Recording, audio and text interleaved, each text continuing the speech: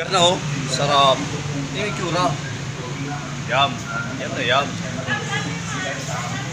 Hoy, kuha. Yung stick pop. Bukap. Order namin, kundi lang. 100 na barbecue lang. Kasi yung ano, yung barbecue na Apo Cup, pag kinain mo to, makakalimutan mo pangalan mo. Pero apelido mo, hindi. Sa Apo Cup? Oh, yan sa Apo Cup. Yan lang, dati yan, sa Apo Cup. Smiling face yan, hanggang ngayon, naka-smiling face pa rin. Sana lahat ng kapitan, ganyan, mabait. Kasi si Cup kasi, sinasama niya ng puso. Hindi yung ano lang.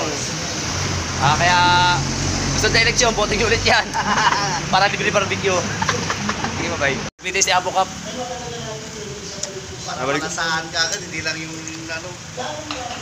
Sarap nga. Majuicy yan, majuicy. Sarap nga. Apo Cup, panalo. 30 pesos. Isang agad ko pa lang para siya maitag nga eh. Pwede ba? Pwede. Malasa. Kaya lecture dito kay pwede nga dito lang kayo kay Kuya Royce dito sa may Pennsylvania. Kamuntang monumento. Makita nyo. Tabi lang kalsada. Tingnan nyo. Oo. Diba? Sarap. Occasion, ano lang. Para sa kanila lang. Ang sipag naman itong kapitan na to. Kapitan na, nagtitinda pa ng sarap oh. Siyante pa. Barbecue.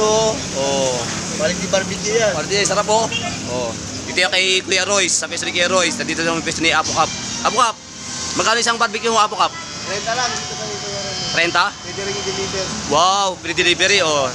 Bawat isang ganito, 30 pesos. Kita nyo naman oh. Wala kayong makitang taba. Yung taba sa dulo lang pero konti lang. Hindi gaya ng iba, puro taba. Oh, 'di ba? Puro laman. Sulit ang 30.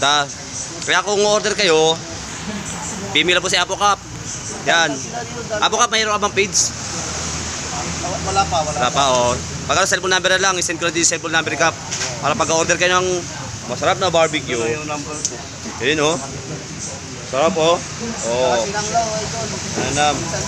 Tsaka ano Apo Cup? Sinanglaw pa? Sinanglaw, yun o. Saan? Yan yung mga menu ng Apo Cup oh. Di ba? Sarap. Oh.